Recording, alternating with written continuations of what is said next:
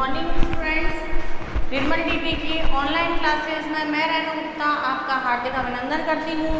आज मैं आपके सामने लेकर उपस्थित हूँ पेपर अधिगम के लिए आकलन के अंतर्गत संकलित मूल्यांकन। इससे पहले की क्लास में हमने पढ़ा था परीक्षा, परीक्षा का अर्थ, परीक्षा की विशेषताएं, परीक्षा के टाइप से ये सारी चीज़ हम पढ़ लिए थे। इससे पहले हमने पढ़ा था निर्माणी मूल्यांकन, निबंधात्मक प्रश्न वगैरह हमने पढ़ लिए थे।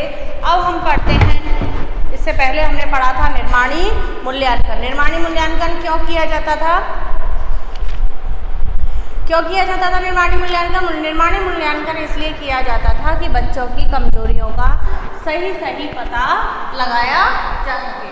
निर्माणी मूल्यांकन इसलिए किया जाता था कि जो योजना हमने बनाई है, शिक्षण प्रक्रिया की जो योजना हमने बनाई है, जो कार्यक्रम हमने बनाया है, जो निर्देशन कार्यक्रम हमने बनाया है, वह सुचारू रूप से चल पा रहा है या नहीं चल पा रहा है। अगर चल पा रहा है तो उसमें और अधिक सुधार क्या किया जा सकता है? नहीं चल पा रहा है तो उसे हम परिवर्तित कर सकें।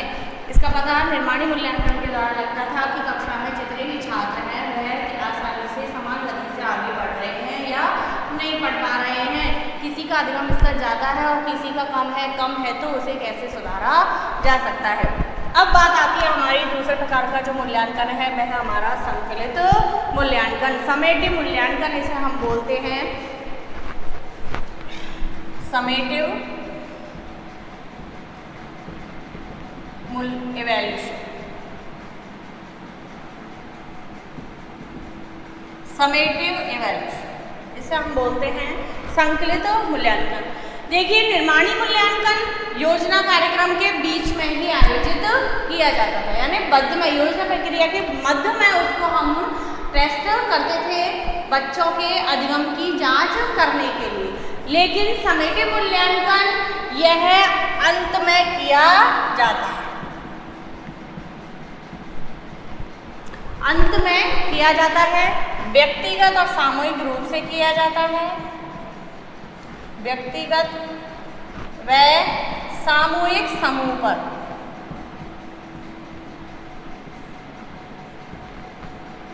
व्यक्तिगत और सामूहिक समूह पर किया जाता है, अंत में किया जाता है। पूरे निर्देशन कार्यक्रम के अंत में यह पता लगाता है उत्तीर्ण और अनुत्तीर्ण का, उत्तीर्ण व अनुत्तीर्ण,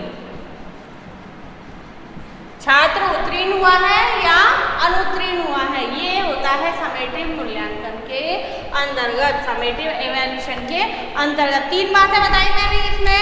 इसका प्रयोग व्यक्तिगत या समूह में किया जाता है, सामूहिक समूह में किया जाता है, सामूहिक रूप से किया जाता है, और दूसरा यह अंत में किया जाता है। पूरी निर्देशन प्रक्रिया के निर्देशन कार्यक्रम के अंत में व्यक्तिगत या सामूहिक रूप से इस मूल्यांकन को आयोजित किया जाता है। यह छात्रों के लक्ष्य का पता लगाता है कि वह उत्तीर्ण हुआ है या अनुत्तीर्ण हुआ है। ये तो इसका शाब्दिक अर्थ था कि संकलित मूल्यांकन का प्रयोग व्यक्तिगत और समूह के विद्यार्थियों के संपूर्ण मूल्यांकन के लिए किया जाता है। यानी उसमें तो एक योजना हमने, जो निर्माणी मूल्यांकन क्या कहता था कि एक योजना हमने बनाई है, निर्माणी मूल्यांकन के अंतर्गत योजना की जांच की जाती थी।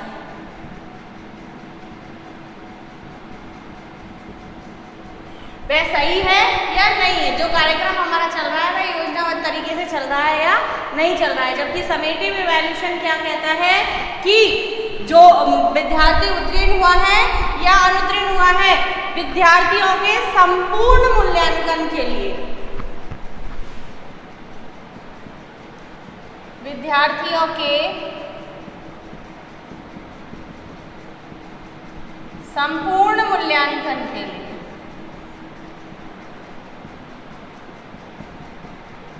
किस प्रकार के मूल्यांकन का प्रयोग किया जाता है?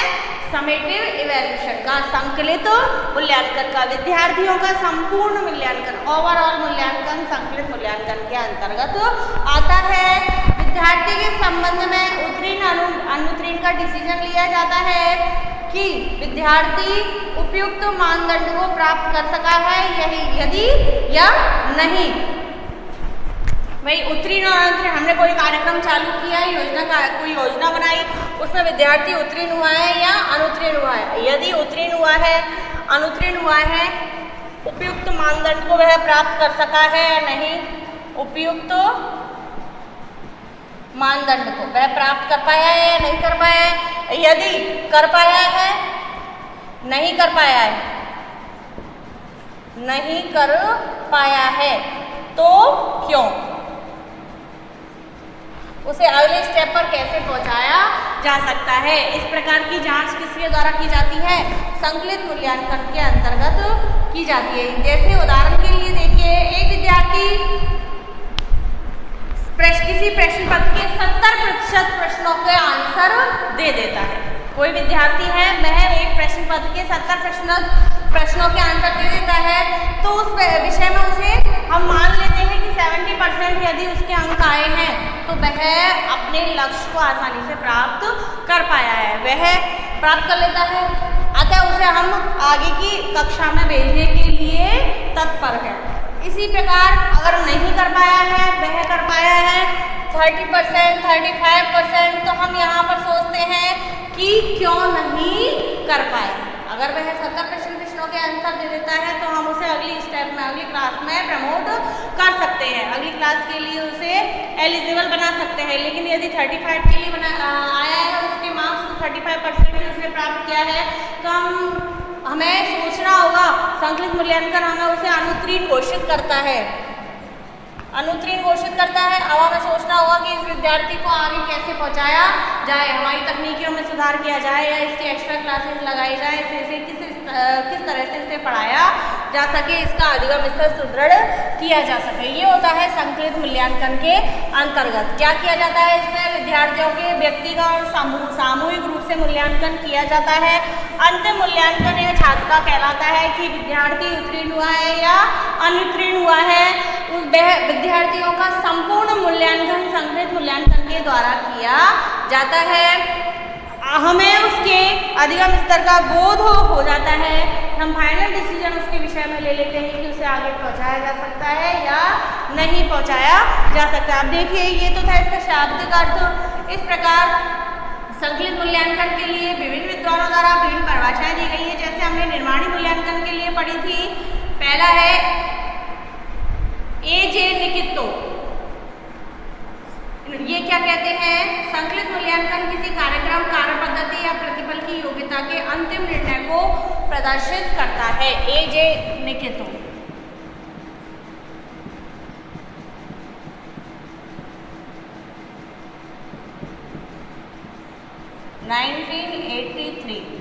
में इन्होंने परिभाषा दी है कि संकलित मूल्यांकन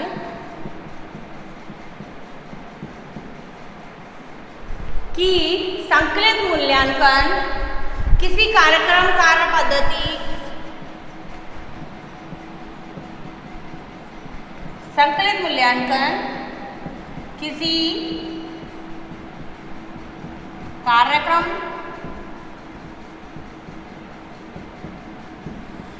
कार्य पद्धति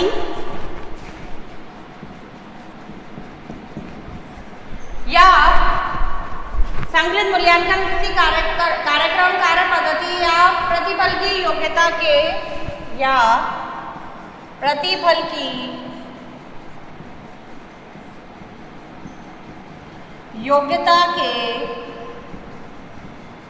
अंतिम निर्णय को प्रदर्शित करता है। योग्यता के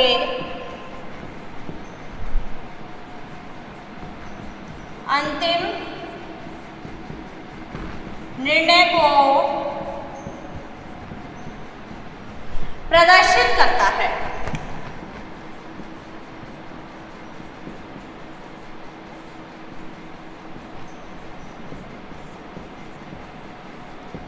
देखिए, एजे निकितो ने 1983 में बताया संकलित मूल्यांकन के विषय में कि क्या है संकलित मूल्यांकन किसी कार्यक्रम, कार्य पद्धति या प्रतिफल, किसी कार्यक्रम, कार्य पद्धति या प्रतिफल की योग्यता के अंतिम निर्णय को प्रदर्शित करता है।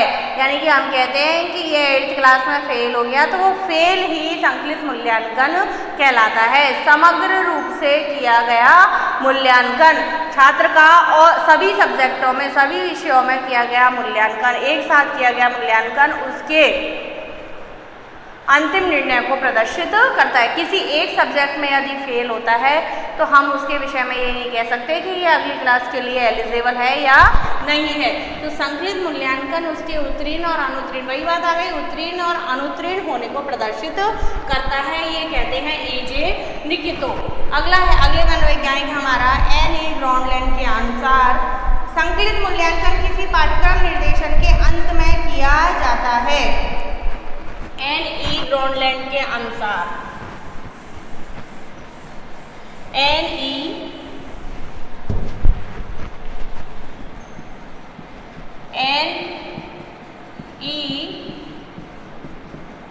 ग्रॉनलैंड के अनुसार संकलित मूल्यांकन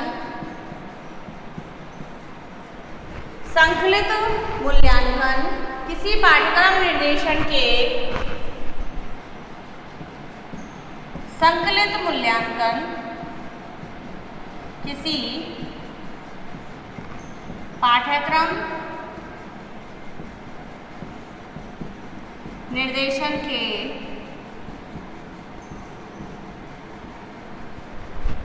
अंत में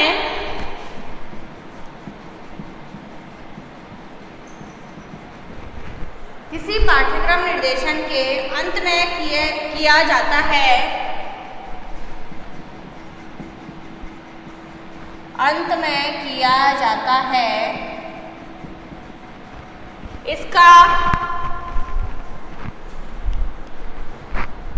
इसकी रूपरेखा एक उद्देश्य पर आधारित होती है। इसकी रूपरेखा एक उद्देश्य पर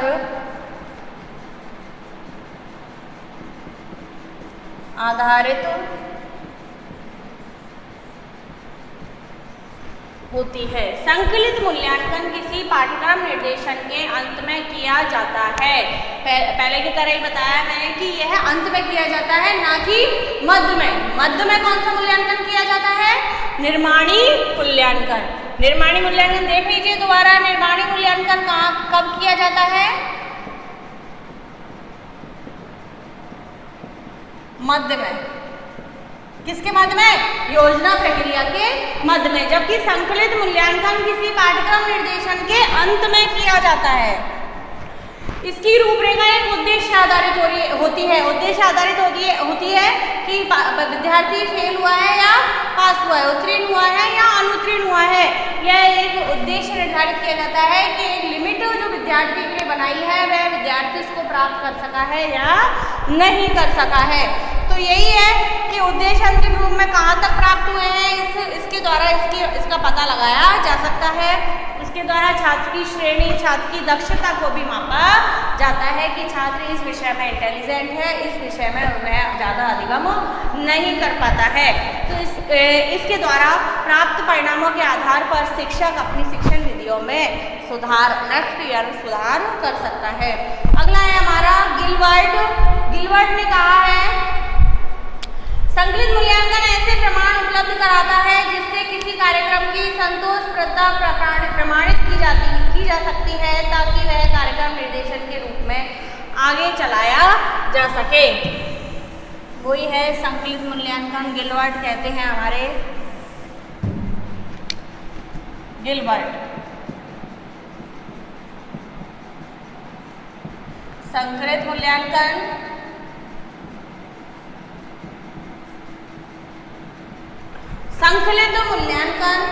ऐसे प्रमाण उपलब्ध कराता है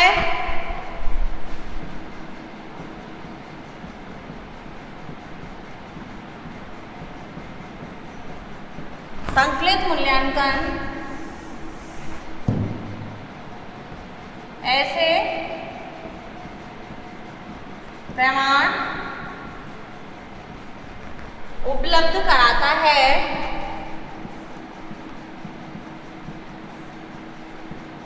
जिससे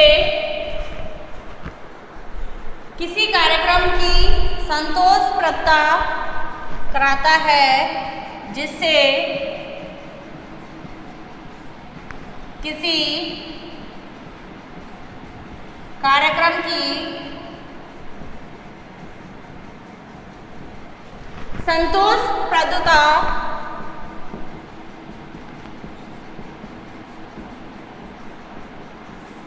प्रमाणित की जा सके। संतोषप्रदता प्रमाणित की जा सके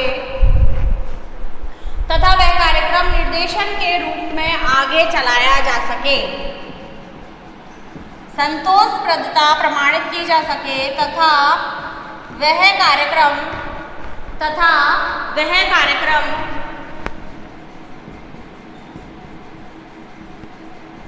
निर्देशन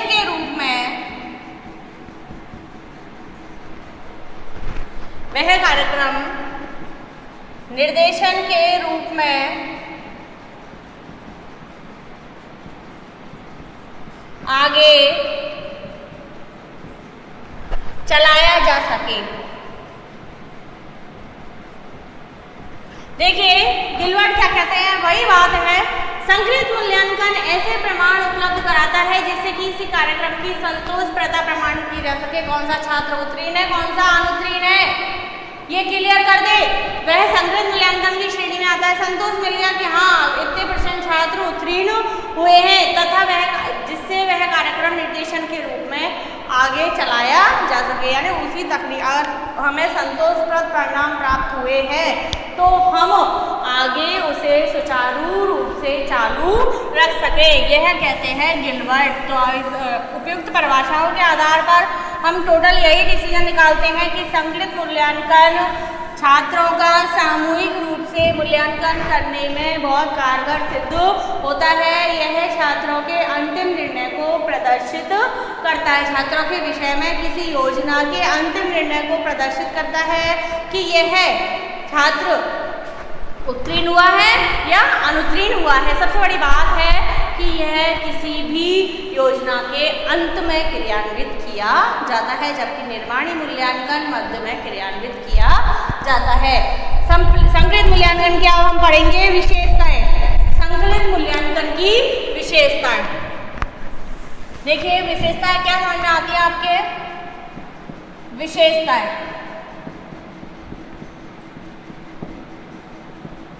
क्या विशेषताएं हो सकती हैं संकलित मूल्यांकन की? संकलित मूल्यांकन भली भांति परिभाषित मूल्यांकन अभिकल्प का प्रयोग है। संकलित मूल्यांकन विश्लेषण केंद्रित होता है। विश्लेषण केंद्रित होता है।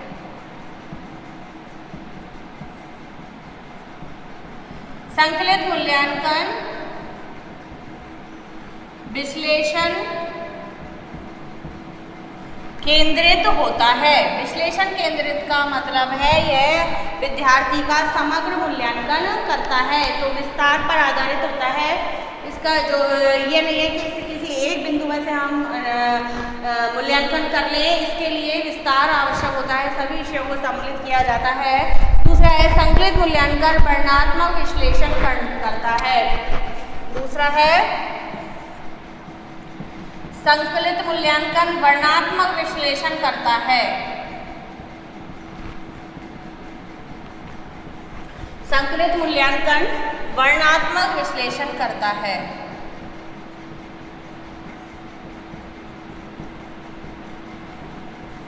वर्णनात्मक विश्लेषण करता है। वर्ण के आधार पर डिसीजन देता है, उत्तीर्ण अनुत्तीर्ण। यह वर्णनात्मक विश्लेषण करता है। संकलित मूल्यांकन में स्थानीय तत्व स्पष्ट करने पर बल दिया जाता है। संकलित मूल्यांकन में, जबकि निर्माणी मूल्यांकन में स्थानीय तत्व का कोई स्थान नहीं होता था, संकलित मूल्यांकन स्थानीय तत्व को स्पष्ट करने पर बल देता है, यानी कि छात्र अपनी परिस्थितियों के अनुसार ढल रहा है या नहीं अधिगम कर पा रहा है, वह अपने किस प्रकार के सामाजिक व्यवहार को प्रदर्शित कर रहा है, ये सब स्थानीय बातें उसकी समझ बातों से संबंधित यह मूल्यांकन है। अगला है संकलित मूल्यांकन बाधा रहित प्रतिक्रिया रहित होता है। संकलित मूल्यांकन बाधा रहित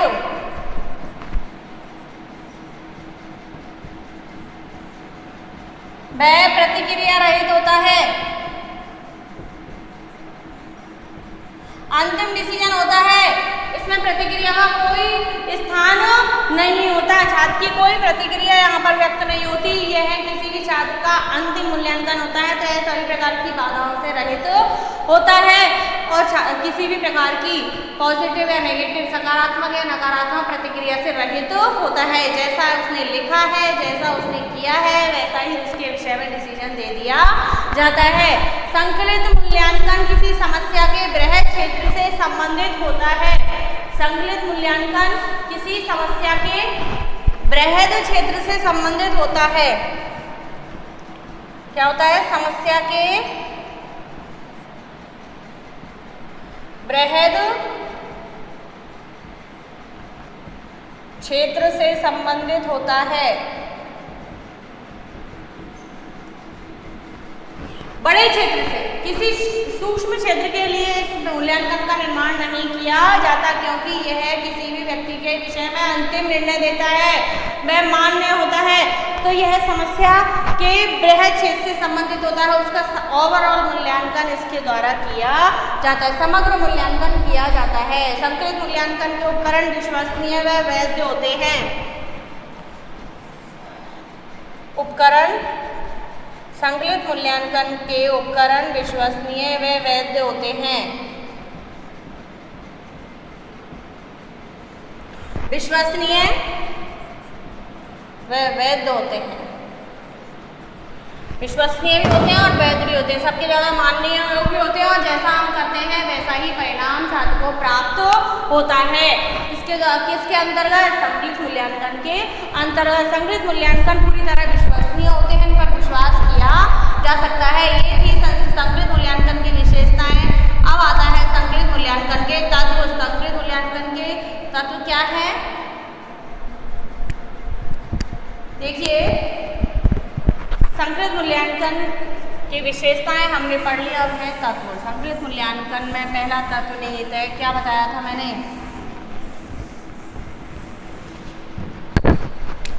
तत्व किसके? संकलित मूल्यांकन के। संकलित मूल्यांकन से पहले निर्देशन कार्यक्रम का होना आवश्यक है।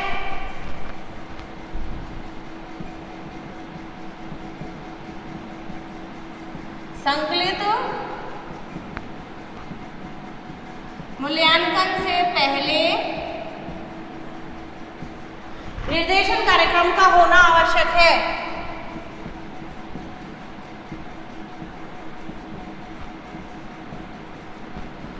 निर्देशन कार्यक्रम का होना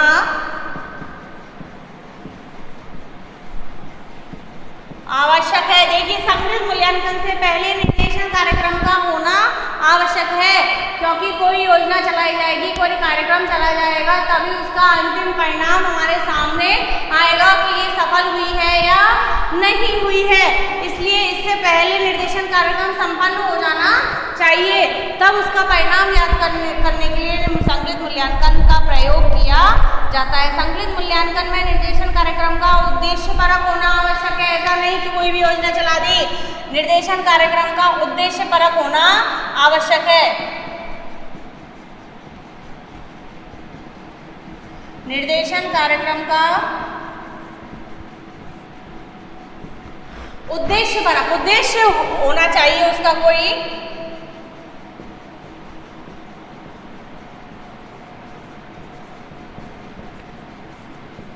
उद्देश्यपरक होना आवश्यक है। किसका? संकलित मूल्यांकन में निर्देशन कार्यक्रम का। देखिए, कोई मैंने बताया पूरी शिक्षण प्रक्रिया किसी न किसी उद्देश्य से आगे बढ़ती है, तो उस उद्देश्य की प्राप्ति के लिए हम क्या बनाते हैं? निर्देशन कार्यक्रमों का आयोजन किया जाता है, योजना बनाई जाती है। जाती है, योजनाबद्ध तरीके से शिक्षण प्रक्रिया को आगे बढ़ाया जाता है। तो जब कोई उद्देश्य नहीं होगा तो उसके विषय में हम किसी, जैसे कोई छात्र 5वीं क्लास का अध्ययन कर रहा है तो उद्देश्य है उसका कि उसको 5th क्लास को पास करना है, उसे 5th क्लास में ये चीज़ें आ जानी चाहिए, ये निर्देशन कार्यक्रम द्वारा तय किया जाता है। तो उसके विषय में अंतिम निर्णय हम तभी ले सकते हैं कि यह बालक 5वें स्तर को, 5वें स्टैंडर्ड को पास करने योग्य है या नहीं है। ये डिसीजन तो संकलित मूल्यांकन के द्वारा दिया जाएगा, लेकिन इसके लिए सबसे पहले उसके निर्देशन कार्यक्रम हमें चलाना होगा, जो कि एक उद्देश्यनिष्ठ प्रक्रिया होती है। ये इसका तत्व था। तीसरा तत्व है इसका, संकलित मूल्यांकन किसी निर्देशन कार्यक्रम के अंत में ही किया जाता है, एक सेमेस्टर या एक वर्ष में। यह अवधि देखिए, आपने देखा होगा कई हमारे अधिकतर जो क्लास का जो रिजल्ट आता है, फाइनल रिजल्ट आता है, वह वार्षिक परीक्षाओं के बाद आता है। वार्षिक परीक्षा आयोजित होती है, हम कहते हैं वार्षिक पेपर है। वार्षिक पेपर क्यों डर है, इसका नाम से ही डर लगता है कि वार्षिक एग्जाम है, एनुअल एग्जाम है। क्यों? क्योंकि यह विद्यार्थी के आगे के स्टैंडर्ड को डिफाइन करती है। तो निर्देशन कार्य जो संकलित मूल्यांकन है वह किसी भी योजना के अंत में क्रियान्वित होता है। निर्देशन कार्यक्रम के अंत में क्रियान्वित होता है क्या? संकलित मूल्यांकन अंत में क्रियान्वित होता है संकलित मूल्यांकन। दूसरा है, इसी में निर्देशन कार्यक्रम के अनुसार एक सेमेस्टर या एक वर्ष का हो सकता है। अब देखिए, अंत में होता है तो अंत का 1 साल भी हो सकता है, 6 महीने, जिसे हम सेमेस्टर सिस्टम कहते हैं। हायर लेवल पर वर्तमान में सेमेस्टर सिस्टम भी चल रहा है, जैसे बीटेक वगैरह में 3 साल की 4 साल की जो होती है उसमें 6 सेमेस्टर 8 सेमेस्टर ऐसे एग्जाम होती हैं। तो यह अवधि जो है इसकी वह 1 वर्ष या सेमेस्टर हो सकती है। इसकी संकलित मूल्यांकन वह सेमेस्टर, अगर सेमेस्टर सिस्टम है तो 1 सेमेस्टर के बाद संकलित मूल्यांकन कर सकते हैं, और यदि अवधि वर्ष का सिस्टम है तो 1 वर्ष बाद छात्र के विषय में हम संकलित मूल्यांकन का आयोजन करते हैं। अगला है चौथा, संकलित मूल्यांकन में इस बात की जांच की जाती है कि निर्देशन के पश्चात प्रतिफल कितना प्राप्त हुआ है। इसी आधार पर शैक्षिक उद्देश्यों की मात्रा व गुण निर्धारित किए जाते हैं। इस बात की जांच की जाती है। देखिए, संकलित मूल्यांकन में जैसा कि मैंने बताया कि इसमें बालक का सर्वांगीण मूल्यांकन किया जाता है। तो संकलित मूल्यांकन में इस बात की जांच की जाती है कि निर्देशन के बाद प्रतिफल कितना प्राप्त हुआ है।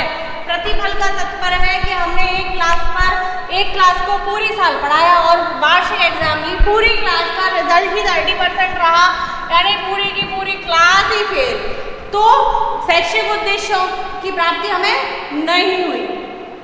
इस बात पर आधारित होता है कि हमें प्रतिफल क्या प्राप्त हुआ है। अगर पूरी क्लास के 80% से 60% से 80% तक मार्क्स आए हैं, इट मीन्स हमने निर्धारित उद्देश्यों को पूरी तरह से प्राप्त कर लिया है। हमने जो निर्देशन कार्यक्रम चलाया था, जो शैक्षिक प्रक्रिया आयोजित की थी योजनाबद्ध तरीके से, वह पूरी तरह सफल रही है। तो इसलिए संकलित मूल्यांकन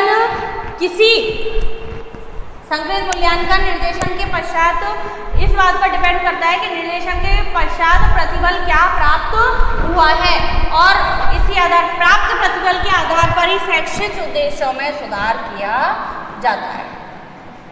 शैक्षिक उद्देश्यों में सुधार किया जाता है। भाई, अगर 30% रिजल्ट आया है तो हम ये डिसाइड कर सकते हैं कि जो सिलेबस उन्हें बताया गया है, जो सिलेबस उन्हें पढ़ाया जा रहा है, जिस तरीके से पढ़ाया जा रहा है, वह उनके लिए सफिशिएंट नहीं है। तो उसमें हम शैक्षिक उद्देश्यों में सुधार आसानी से कर सकते हैं, जिसके माध्यम से संकलित मूल्यांकन के द्वारा प्राप्त परिणामों के आधार पर। यदि 60 से 80% बच्चे पास हुए हैं, 80% तक बच्चों ने रिजल्ट 80% आया है, तो हम ये कहते हैं कि हमारा निर्देशन कार्यक्रम, हमारे द्वारा पढ़ाई हमारे द्वारा चलाई जा रही योजना बहुत अच्छे से कार्य कर रही, तो ये संकलित मूल्यांकन के द्वारा डिसाइड किया जाता है। अगला है संकलित मूल्यांकन कक्षा अध्यापक को किसी निर्देशन कार्यक्रम की सफलता असफलता के आधार पर फीडबैक कार्य में सहायता करता है। फीडबैक कार्य में सहायता करता है संकलित मूल्यांकन। देखिए संकलित मूल्यांकन पहला बता दिया था, इसके लिए निर्देशन कार्यक्रम का होना जरूरी है। पांचवा है संकलित मूल्यांकन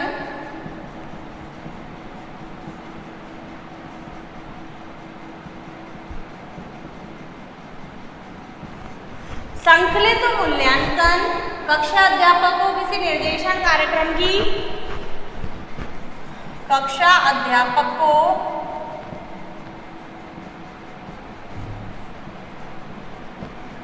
निर्देशन कार्यक्रम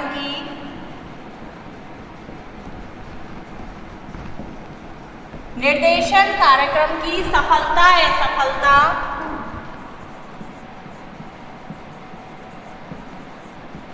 सफलता या असफलता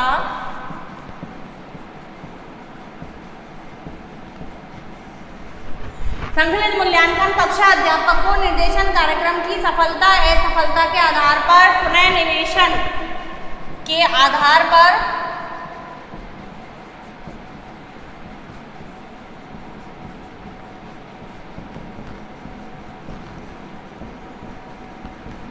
पुनः निवेशन का तात्पर्य है फीडबैक।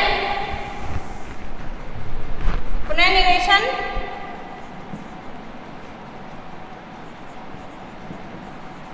फीडबैक करने में कार्य में सहायता करता है। फीडबैक कार्य में सहायता करता है।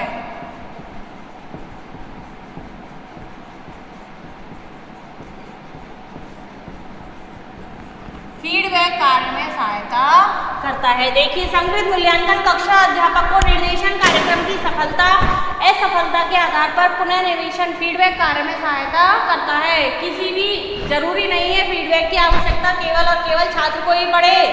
इस शिक्षण प्रक्रिया में शिक्षक को भी फीडबैक की पूरी आवश्यकता होती है। जब छात्र का समग्र मूल्यांकन किया जाएगा संकलित मूल्यांकन के द्वारा, तो जो रिजल्ट हमारे सामने आएगा तो कक्षा अध्यापक इस बात पर विचार करेगा कि जो निर्देशन कार्यक्रम मैंने जैसे जैसे टाइम टेबल सेट किया था, जैसे जैसे योजना बनाई थी, वह कितनी सफल हुई है और कितनी असफल हुई है। अगर सफल हुई है 100% सफल हुई है तो उसे अच्छा पुनर्वलन मिलेगा, फीडबैक मिलेगा, पुनर्निवेशन मिलेगा और वह उसको और उत्साह से करेगा, उस योजना को और अच्छे तरीके से आगे बढ़ाएगा और असफलता मिली है तो वह उस योजना को बदलेगा छात्रों के स्तर के अनुकूल। तो इस प्रकार संकलित मूल्यांकन किसी भी व्यक्तिगत समूह या छात्र के सामूहिक रूप से मूल्यांकन करने के लिए काम में लिया जाता है। यह किसी भी व्यक्ति या छात्र के विषय में अंतिम मूल्यांकन होता है। यह उसकी उत्तीर्णता और अनुत्तीर्णता को दर्शाता है।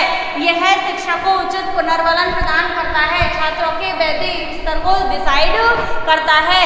यह सेमेस्टर वाइज या एक वर्ष के अंत में शैक्षिक प्राप्त परिणामों के आधार पर शैक्षिक उद्देश्यों में इसके द्वारा आसानी से सुधार किया जा सकता है। ये हमने पढ़ा था संकलित मूल्यांकन के विषय में। कई वैज्ञानिकों ने इसकी कई परिभाषा दी है, जबकि मैंने बता दिया था दो मूल्यांकन हमने पढ़े थे। पिछली कक्षा में हमने पढ़ा था निर्माणी मूल्यांकन और अब की कक्षा में हमने पढ़ा है संकलित मूल्यांकन। निर्माणी मूल्यांकन किसी जो योजना बनाई जाती है, योजना कार्यगत की जाती है, उसमें बीच में यह मूल्यांकन निर्माणी मूल्यांकन किया जाता है। जबकि इस योजना को क्रियान्वित होने के बाद, उस निर्देशन कार्यक्रम के आयोजित होने के बाद अंत में संकलित मूल्यांकन आयोजित किया जाता है। यह किसी भी विद्यार्थी के विषय में फाइनल डिसीजन देता है। आज के लिए बस इतना ही। धन्यवाद।